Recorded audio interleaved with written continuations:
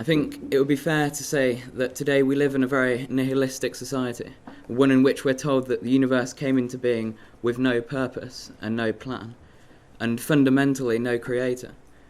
Everything, we're told, came into being totally randomly, and this philosophy flows throughout our entire society today. It's all about just living for the moment. There is no plan or purpose. But the Bible teaches us a radically different story of creation and of the world. It teaches us that there is a purpose, that we have a creator who has a great plan in forming mankind and the universe.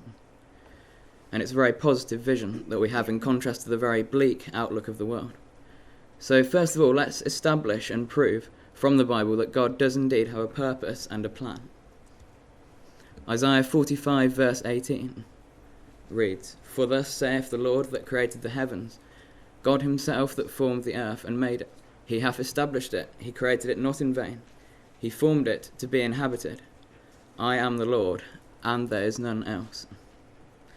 So that directly establishes for us that God has a plan, that he has a purpose with the earth, and that he seeks for it to be inhabited.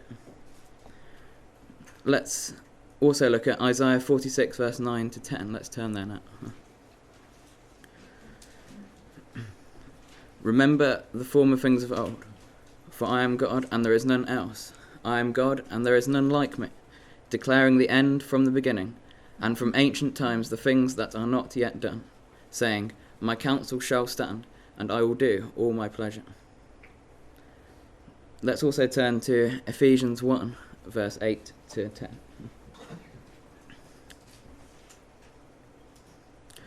"Wherein he hath abounded towards us in all wisdom and prudence, having made known unto us the mystery of his will, according to his good pleasure, which he hath purposed in himself, that in the dispensation of the fullness of times he might gather together in one all things in Christ, both which are in heaven and which are on earth, even in him." So, what is God's purpose? The previous reading perhaps alludes to this, but we can find this out by considering what happens at the end of the 7,000 years. Let's turn to 1 Corinthians 15, verse 24 to 28. 1 Corinthians 15, 24 to 28. "Then cometh the end, when he shall have delivered up the kingdom to God, even the Father, when he shall have put down all rule and all authority and power, for he must reign, till he have put all enemies under his feet. The last enemy that shall be destroyed is death, for he hath put all things under his feet. But when he saith, All things are put under him, it is manifest that he is accepted, which did put all things under him. And when all things shall be subdued unto him, then shall the Son also himself be subject unto him that put all things under him, that God may be all in all." So this passage describes for us what happens at the end of this 1,000-year reign of Christ, when Jesus hands over the kingdom to God for the ultimate purpose that God may be all and in all. We find this purpose also revealed in the name of the God of Israel, Yahweh, or He who will be, or Yahweh Elohim, He who will be mighty ones. We know in Genesis 1, God says, "Let us make man in our likeness." God's purpose then is to bring into being and to share a relationship with a seed, to create others like him and to share his glory in them. So it is, after all, God's purpose to fill the earth with his glory. In Numbers 14 verse 21, "But as truly as I live, all the earth shall be filled with the glory of the Lord." So he wants to fill the earth with his glory, and to do that he also wants it to be inhabited, so it's inhabited by people who can show forth his glory. So God's essential purpose then is to fill the earth with his glory, but establishing a seed is the most essential to him, and that purpose can be achieved by doing that. So Genesis 12 verse 7, if we turn that. We've already read earlier, obviously in Genesis 3 verse 15, about a seed being established. But then we'll get back to that. But here we read, "And the Lord appeared unto Abraham, and said, Unto thy seed will I give this land. And there builded he an altar unto the Lord, who appeared unto him." So we have this seed we're informed about this seed. And this seed appears to be referring to a multiple seed. Let's look at just go slightly forward in chapter 13, verse 14 to 16. And the Lord said unto Abraham, after that Lot was separated from him, lift up now thine eyes, and look from the place where thou art, northward and southward, and eastward and westward. For all the land which thou seest, to thee will I give it, and to thy seed for ever. And I will make thy seed as the dust of the earth, so that if a man can number the dust of the earth, then shall thy seed also be numbered. So we have this very multiple seed. But then we also read in Galatians 3, verse 16, so now to Abraham and his seed were the promises made. He saith not unto seeds of many, but as of one, and to thy seed, which is Christ. So what makes up for this difference is this singular, and then there's also this multiple. We can think maybe as a seed as being an ambivalent word. A seed could mean a multiple, but it could also mean a singular. We could, in the English language, this is the case, but we can also demonstrate it in as it appears in the Bible. Okay, so Genesis 22, verse 17. That in blessing I will bless thee, and in multiplying I will multiply thy seed as the stars of the heaven, and as the sand which is upon the seashore, and thy seed shall possess the gate of his enemies. So, thy seed will possess the gate of his enemies. Both mentions of the seed in this passage are the same Hebrew word, zerah, which is the same meaning of the same seed. And yet, we have the seed spoken of clearly of a multiple seed, but also of which are like the sand of the seashore. But then we read that thy seed shall possess the gate of his enemies. So we can see then this pointing forwards to both this seed, multiple and also singular, in Christ. And I think we can regard this in the way that we view the multitudinous Christ, or Christ and the saints. And these saints, along with Christ, are the seed God has sought to bring about into being in his plan. But God does not merely want to select a mindless, unthinking servants who don't respond to their own free will. He's seeking to select individuals who are all unique, but have chosen to love and obey him with their own free will. In the 13 lectures on the Apocalypse, Brother Robert Roberts articulates this well, writing about the saints as the unique gems which make up New Jerusalem in Revelation 21, on which God's light is reflected. So in it he writes, the saints will not be all to one pattern. They will be all of a sort in one way. They will all be precious stones, but each with a preciousness of his own, which gains by comparison with the preciousness of his neighbour. We see the principle faintly at work now. Brethren resembling each other closely in their love of God, and their affection for all spiritual things, and their fruitfulness in every good work and word, may yet differ entirely in their intellectual moral characteristics. The difference so far from being a defect is an excellence. And he goes on, in the absence of light they are dark, let the light come, and they glow in all the dazzling and many-coloured ramifications that give them their preciousness. The counterpart will be recognised in relation of Christ, as of the Son, to the precious stones, his brethren.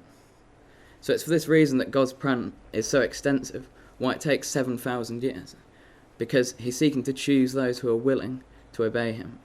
These are gems that were purified through fire, which make up the New Jerusalem.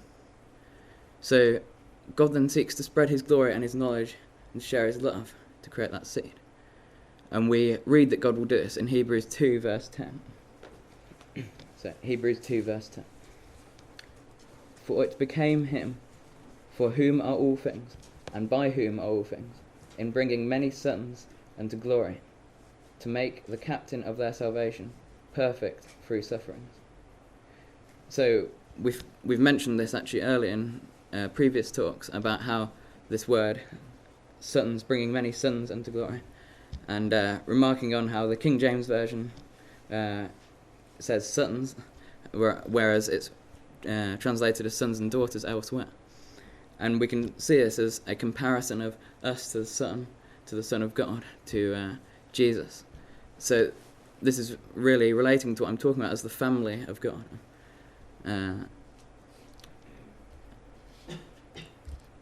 So we as brothers and sisters in God's family can now call God our Father. And he's addressed by many titles. He's addressed as King or Lord. But Jesus showed us the aspect of God as a Father.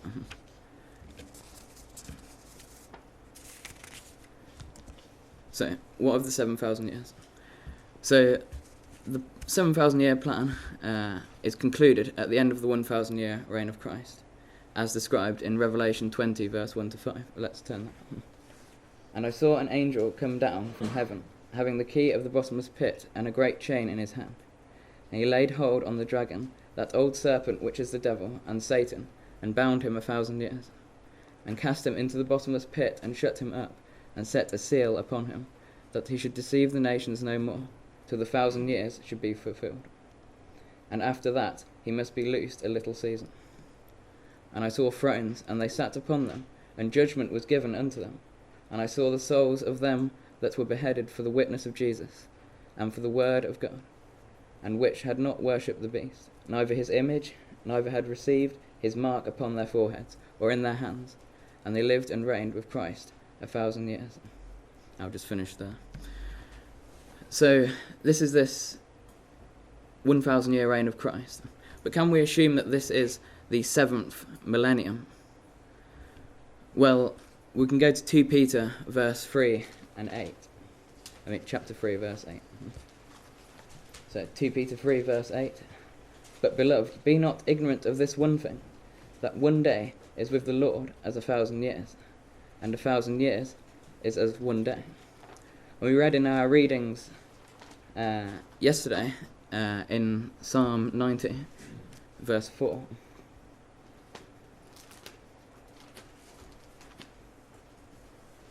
For 1,000 years in thy sight are as yesterday, when it is past, and as a watch in the night. So this clearly informs us of how God sees time. He is not weighed down by time. It's meaningless to him. But it also points to an allegory between his 7,000 year plan and the 7 days of creation. So how do we know this? Well, let's turn to Hebrews 4. So Hebrews 4 and then verse 3 and 4. For we which have believed do enter into rest, as he said, as I have sworn in my wrath, if they shall enter into my rest, although the works were finished from the foundation of the world. For he spake in a certain place of the 7th day on this wise, and God did rest the 7th day from all his works. So we see the time of the kingdom being compared to the 7th day of rest. And we see a direct comparison between the 7,000 years. But of course, this idea of rest isn't the same way that we would view rest. It's not the idea of relaxing or doing nothing.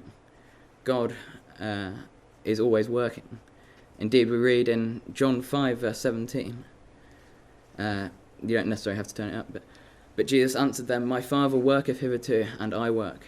Or in the ESV, my Father is working until now, and I am working. So it's not a rest as in not doing anything. It's more a dedication to God's things. And of course, Israel was instituted to the week of the nation of Israel was instituted as first of all as an allegory to the 7-day creation, but also because they were taken out of the land of Egypt and given rest from Egyptian slavery. Deuteronomy 5. If you keep the Sabbath day to sanctify it, as the Lord thy God hath commanded thee. 6 days thou shalt labour, and do all thy work. But the 7th day is a Sabbath of the Lord thy God. In it thou shalt not do any work, thou nor thy son, nor thy daughter, nor thy manservant, nor thy maidservant, nor thine ox, nor thine ass, nor any of thy cattle, nor thy stranger that is within thy gates, that thy manservant and thy maidservant may rest as well as thou. And remember that thou wast a servant in the land of Egypt, and that the Lord thy God brought thee out thence for a mighty hand, and by a stretched out arm. Therefore the Lord thy God commanded thee to keep the Sabbath day. So it's a rest, both reflecting God's rest on the 7th day, but also this rest from Egyptian slavery, and going into the land of rest, which is of course an allegory to the 7,000 years as well. 6,000 years of man's rule, and the final millennium, the 7th millennium, being God's rule and the rest from this. So I think in this comparison between Genesis and the 7,000 years, or the 7 days and 7,000 years, we see the importance of understanding Genesis in a literal and real sense. It points forwards and are the foundation of everything in Scripture, including God's entire redemptive plan from the earth. So I think it's important that we keep that in mind. And we know that when calculating the chronology of the Bible, the various demonstrations demonstrate that Adam and Eve, we can point to creation being around the 4000 BC mark. Some would say 4004. And then we can point to the various figures on from there. We can also look at Jewish chronology and how the Jews have a very similar outlook on the time periods and years. And history and archaeology generally confirms the first civilizations as forming around this time, where writing really comes in. We can really point back to the formation of civilizations, particularly settling in Mesopotamia, which really reflects what the Bible says.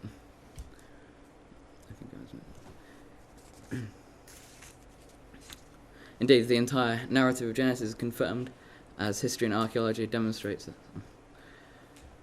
So I think this gives us about 6,000 years of history up till now. And we're waiting now for the 7th millennium to commence. And we know that this is very soon, that it is imminent. And we can say this for sure because we know that we must be in the last days, as Israel's return to land in 1948 and the capture of Jerusalem in 1967 surely must herald. We know that Israel must be in the land when the northern invader comes and be established on the mountains of Israel. We can read that in Ezekiel 38, and we see the term mountains of Israel being used in Ezekiel 36. And we know that the return of Israel in 1948 was so that the way of the kings of the East, which we would say are the saints and Christ, might be prepared. So interestingly, on the 14th of May as well, the modern state of Israel will be 70 years old. Most of Israel's kingdoms have only lasted a certain amount of time. So we should consider how much longer we have until the northern invader comes down to take a spoil, and Christ with the saints establish the kingdom, heralding this 1,000-year reign of Christ. So another thing we should consider in looking at the 7,000 years, and why is this plan 7,000 years, is the number 7 and the significance of it. We know that the number is repeatedly featured in the Bible in relation to significant events. And we started looking out on the 7 days of creation. We can also, which we can see as the institution of the week. Let's turn to Exodus 35 verse 2. 6 days shall work be done, but on the 7th day there shall be to you a holy day, a Sabbath of rest to the Lord. Whosoever doeth work therein shall be put to death. So we see the severity of the meaning of this. And then we can also go to Leviticus 25 and 1 to 7. And the Lord spake unto Moses in Mount Sinai, saying, Speak unto the children of Israel, and say unto them, When ye come into the land which I will give you, then shall the land keep a Sabbath unto the Lord. 6 years thou shalt sow the field, and 6 years thou shalt prune thy vineyard, and gather in the fruit thereof.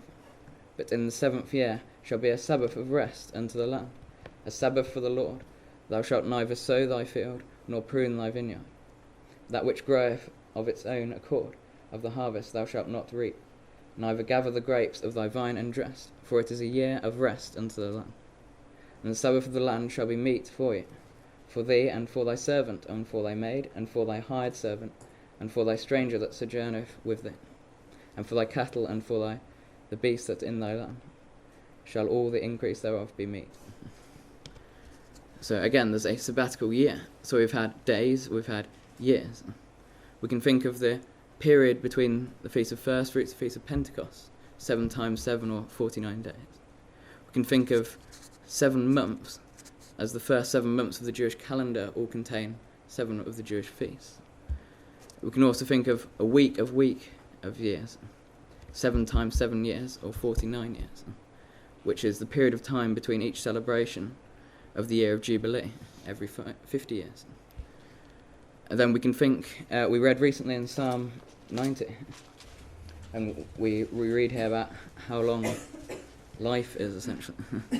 90 verse 9. For all our days were passed away in thy wrath. We spend our years as a tale that is told. The days of our years are 80 years and 10. And if by reason of strength they be 80 years, yet is their strength labour and sorrow, for it is soon cut off, and we fly away. So there's another period of time which related to 7. Then there's a weeks of decades, 7 times 70 years, the 70 weeks prophecy when Christ would be crucified. And then finally there's the millennium, a week of millennium, 7 times 1,000 years. So we have years, we have months, we have days, we have weeks, all as 7s, in comparison to this millennial 7,000 years. And then we can also think of the number 7. It's a symbol of perfection or completion. We can think, for example, of obviously it was the completion of God's creation, the completion of a week, and it established the number 7 as the idea of a complete cycle, the completion of something. Obviously we usually talk about spiritual perfection when we're thinking of the number 7. So the law, of course, contains a repeated 7-fold sprinkling of blood in Leviticus, a symbol of total completion of a task. And it's also been suggested that this is foreshadowing Christ's sacrifice, where he is wounded on 7 occasions. And then there's Revelation. We have the 7 vials, 2 of which contain, of course, results in things turning to blood. And you have the 7 seals, the 7 vials, 7 trumpets. And these all represent God's complete judgments on the various political manifestations of sin, or the seed of the serpent. So this is a kind of complete judgment. It's a full cycle. And we can understand this better when we think of the number 8 in relation to it. If the number 7 represents the idea of a complete cycle, then 8, it has been suggested, represents the idea of renewal or a new beginning. Circumcision, of course, occurs on the 8th day, when the flesh is cut off. The things of sin are cut off. There were faithful 8 people on the ark, and a new age, a new beginning occurred. And then we can also even think of Christ's resurrection, which was on 8th day. It was the first day of a new week. After 7 days, this new beginning occurred. So all these represent 7 as a cycle, or a completion of some purpose. So it's fair to say that this can be applied to God's 7,000-year plan, as this full cycle of rest, and then enmity and return to rest is concluded. It begins a new age with God being all in all, as the final enemy, death, is destroyed. So let's examine the plan as it unfolds, and as God selects and calls out his people. So return to Genesis 2 and verse 1 to 3, where we begin. Thus the heavens... Genesis 2. Thus the heavens and the earth were finished, and the host of them. And on the 7th day God ended his work which he had made, and he rested on the 7th day from all his work which he had made. And God blessed the 7th day, and sanctified it, because that in it he had rested from all his work which God created and made. So this rest occurs. But then we read on into chapter 3 and verse 15, as I said I would return to. And we have the fall. And I will put enmity between thee and the woman, and between thy seed and her seed. It shall bruise thy head, and thou shalt bruise his heel. And we see it here. Sin enters into the world. So this amazing rest which occurred is now replaced with this enmity, and this beginning of this 6,000 years of enmity, of strife with sin. And we have here a creation of these 2 lines, the line of the seed of the serpent and the seed of the woman. And we see this throughout history. And yet there will be a rest after the 6,000 years in the sabbatical millennium, when there is this rest again. Just as there was a rest before, this rest will be restored as Satan is bound. And this great rest, as promised in Hebrews 4, will be realised. So this line can be followed throughout history. These two lines, the seed of the woman, the seed of the serpent. On the one hand, we have strife and enmity, and on the other, we think of these ideas of rest, and then pointing forward to this idea of rest, we think of Noah, whose name meant rest. And we can also think of his prophetic name which was given to him, that he would bring us rest. In Genesis 5 verse 29, and he called his name Noah, saying, "This same shall comfort us concerning our work and toil of our hands, because of the ground which the Lord hath cursed." So again, this idea of rest is introduced. We can think of Moses and then Joshua, who are leading Israel into the rest. We talked earlier about that, about the Sabbath being instituted because of this, because they were taken out of the strife and the enmity which was Egypt and the suffering which was Egypt, into a rest which was God's promised land. And obviously that's also referred to in our Hebrews reading, Hebrews 4 verse 8. Obviously it's Joshua we're talking about here. "For if Joshua had given them rest, then would he not afterwards spoken of another day?" And we're going towards this rest of the promised land. Of course, David's son Solomon gave Israel rest from conflict, as he typifies this reign of Christ when there will be rest in the 7th millennium. In 1 Chronicles 22, 1 Chronicles 22 verse 9. "Behold, a son shall be born to thee, who shall be a man of rest, and I will give him rest from all his enemies round about. For his name shall be Solomon, and I will give peace and quietness unto Israel in his days." So again, this idea of rest, typifying the reign of Christ. And then we can think even of Christ in Matthew 11 verse 28. We don't have to turn there now. "I will give you rest." This entering into rest. And this continues throughout history. And this conflict also continues throughout history. We think of it continuing throughout after Christ in Revelation, where we have the saints who are being persecuted by the dragon power. Throughout Revelation we see that. So there's this conflict between rest and strife. So now we have two visions which we can look at, which we'll look at in a minute. But first, let's see how this strife ends. Let's turn to Revelation 14. So there's these two lines, the seed of the serpent and the seed of the woman. And let's see what happens ultimately. So at Revelation 14 and verse 11,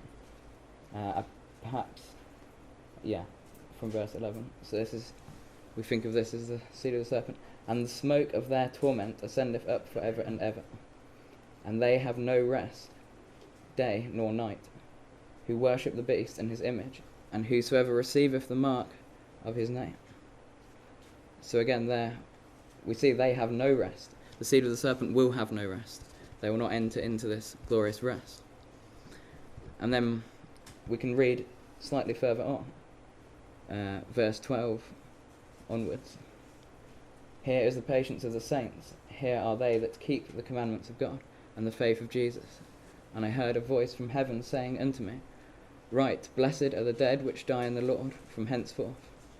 Yea, saith the Spirit, that they may rest from their labours, and their works do follow them." So there we have, they may rest from their labours. There's this time when the saints will rest. So here we see these two themes which I've been trying to draw out come together. The seed that God seeks upon, and the rest which he will give them, coming together. And we can see this really typified in these two images. We think, of course, of Nebuchadnezzar's image in Daniel 2. We read at verse 31 that "Thou, king, sawest, and beheld a great image, the great image whose brightness was excellent, stood before thee, the form was terrible. The image's head was of fine gold, his breast and his arms of silver, his belly and his legs of brass, his legs of iron, his feet part of iron and part of clay. Thou sawest till that the stone was cut out without hands, which smote the image upon his feet, that were of iron and clay, and brake them into pieces." And we read, of course, that this is the kingdoms of men, each having a material weaker than the other, these weak foundations that it was built upon, which will ultimately be destroyed. And this was Nebuchadnezzar representing this multitude, the whole kingdom of man. In a way, we could think of it as the seed of the serpent, the ways of man, the kingdom of man. And his power and his pride. We think of Nebuchadnezzar as a very proud man, a proud king, a powerful ruler, but very temporary in his how long he ruled for. And we read that it will be replaced with a new government of the righteous saints. And so if Nebuchadnezzar represents this 6,000-year reign of man, then we can think of the multitudinous Christ as representing the 1,000-year perfection of the saints with Christ, this multitudinous Christ. So let's turn to Revelation. So here we read this vision of the Son of Man. Let's start with verse 13. And in the midst of the 7 candlesticks, one like unto the Son of Man, clothed with a garment down to the foot, and girt about with the paps of a golden girdle. His head and his hairs were white like wool, and white as snow, and his eyes were as a flame of fire, and unto his feet like fine brass, as if they burned in a furnace, and his voice of the sound of many waters. And of course we can read on. But here we see this multitudinous Christ, the voice, the sound of many waters. And this is of course referring back to Daniel.